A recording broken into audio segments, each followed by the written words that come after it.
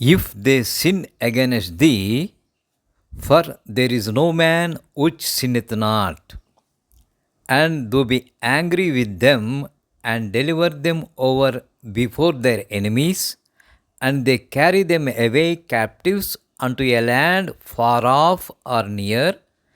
Yet if they bethink themselves in the land whither they carried captive, and turn and pray unto thee in the land of their captivity, saying, We have sinned, we have done amiss, and have dealt wickedly, if they return to thee with all their heart and with all their soul in the land of their captivity, whither they have carried them captives, and pray toward their land which thou gavest unto their fathers, and toward the city which thou hast chosen, and toward the house which I have built for thy name, then hear thou from the heavens, even from thy dwelling place, their prayer and their supplications,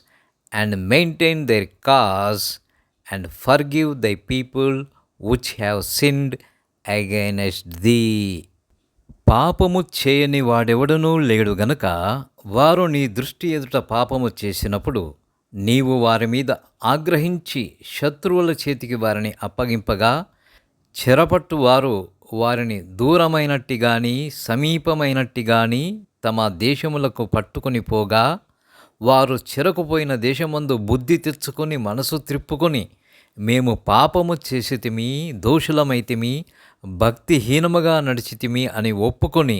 తాము చెరలో ఉన్న దేశమందు పూర్ణ హృదయముతోనూ పూర్ణ ఆత్మతోనూ నీ యొద్దకు మల్లుకొని, తమ పితరులకు నీవిచ్చిన తమ దేశము మీదికిని, నీవు కోరుకొనిన ఈ పట్టణము మీదికిని, నీ నామ ఘనత కొరకు నేను కట్టించిన ఈ మందిరము మీదికిని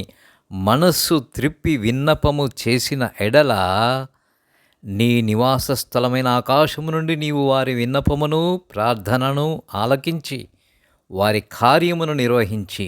నీ దృష్టి ఎదుట పాపము చేసిన నీ జనులను క్షమించుదువుగాక. నా దేవా, ఈ స్థలమందు చేయబడు విన్నపము మీద నీ కనుదృష్టి ఉంచుదువుగాక, నీ చెవులు దానిని ఆలకించునుగాక.